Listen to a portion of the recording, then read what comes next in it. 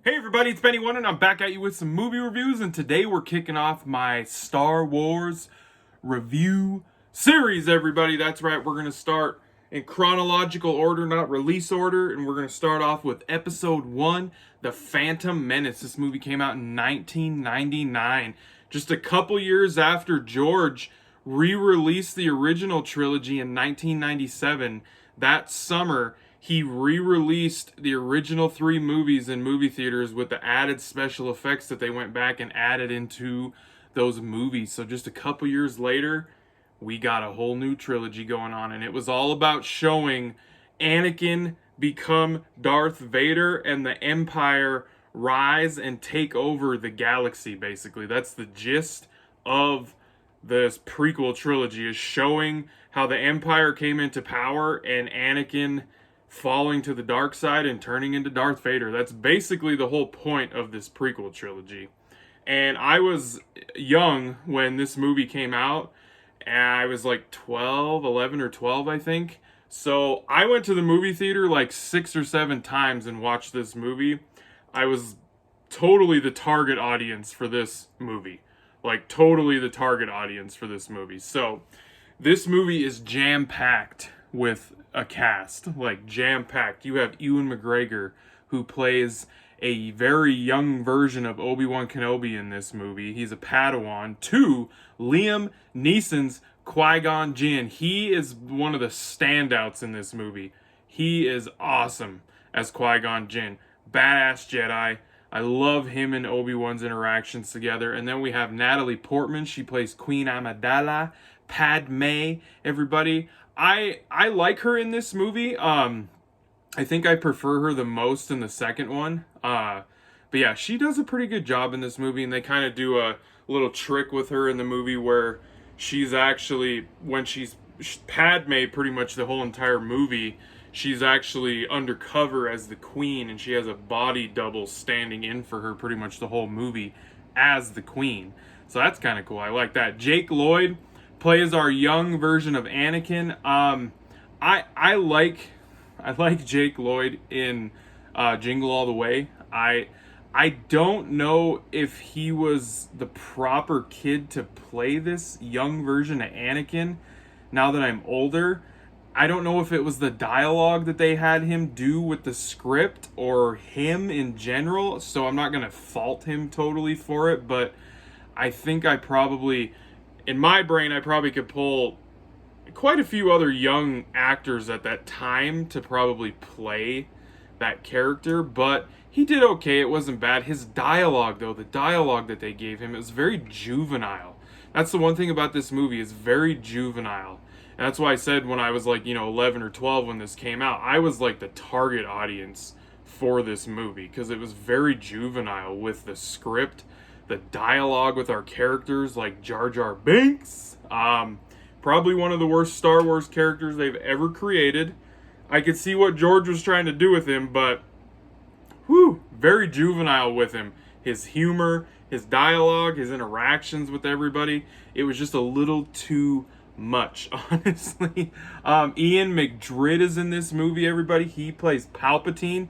We get to see an early version of Palpatine before he became the Emperor. And man, I gotta tell you, after I've already rewatched the entire prequel trilogy, and I gotta tell you, Palpatine is a genius. You gotta give it to him. He's the big bad villain in this whole saga, the Skywalker saga, all 9 like main story movies. Like, you gotta give it to the guy. He had a plan, and he freaking planned it out, went with it, found the right people to execute his plan, manipulated people that he needed to, infiltrated the fucking Republic, worked his way up in the government, the galactic government, basically, that the Republic was, worked his way in there, came into power of the person that basically is in charge of the Republic, and brought it all down in shambles, destroyed the Jedi, everything. And then the Sith took over. You got to give it to the guy. God damn. Like, you got to give it to him. Master plan, for sure. So, it's good to see a younger version of him. Ray Park, everybody, plays Darth Maul. does not have a lot of dialogue in the movie at all. It's all about him fighting, and goddamn, impressive. That's all I'm gonna say. We'll get to that though. And then Samuel Jackson, Mace Windu, everybody. We only get to really see him sitting in a chair with the Jedi Council in this movie, so, but he is in this movie. He does more stuff in the other two movies. So yeah, guys, it was a new Star Wars movie. People were excited. People were jacked. I know as a kid, I was super excited for a new Star Wars movie. I went to the movie theater and rewatched it a lot. And honestly, the story, and everything, it's pretty clear cut, the story, and it's a great idea and concept for a story, because there's stakes, there's emotions, and it has a clear cut end that they're trying to get to. You got a ticking time theme going on, because they have to do before the Trade Federation was basically taking over Naboo, so they were kind of like doing that little, they only have so much time to stop this from happening. So, but yeah, there's clear-cut stakes, emotions. All of our characters have things that are driving them in this movie, and they're clear, they're not confusing. But it's the execution of the story. The execution of the story is where this movie falls flat in a lot of parts of the movie. Because the script and the dialogue is so juvenile in this movie, people. So juvenile. Oh my God. It is.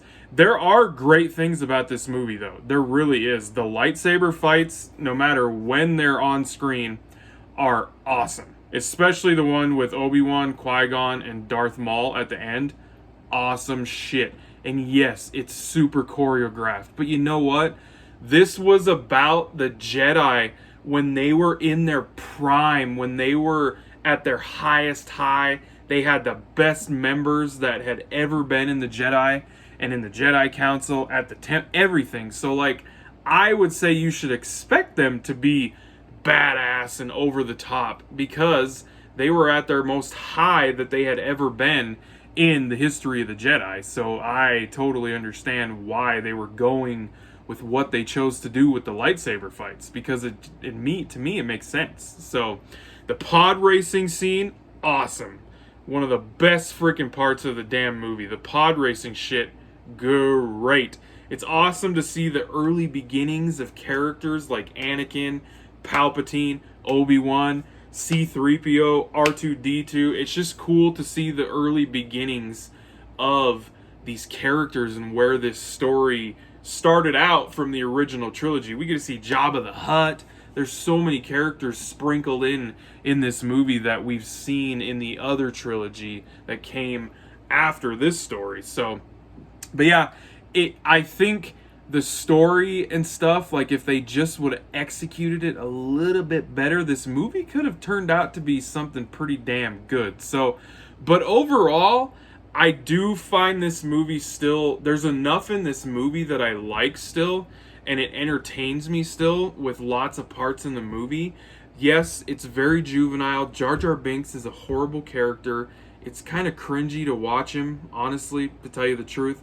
But I still like sitting down and watching this. That's the thing. When I go through these Star Wars reviews, even if I give them a bad score, I love Star Wars. I've been a big Star Wars fan since I was old enough to understand movies and watch movies. I remember watching the original Star Wars trilogy on VHS, the original cut versions before he messed with them, like when I was like 5. So like, I love Star Wars, even the bad Star Wars. I still love Star Wars no matter what. So, but I'm going to give Star Wars Episode 1, The Phantom Menace, I'm going to give it a 7 out of 10. It's just a good Star Wars flick. It's not bad, it's not great, it's just good for me. So a 7 out of 10 for The Phantom Menace, everybody. I hope you guys enjoyed that review. Thanks for watching, and be catching you on the tube later, because I have spoken.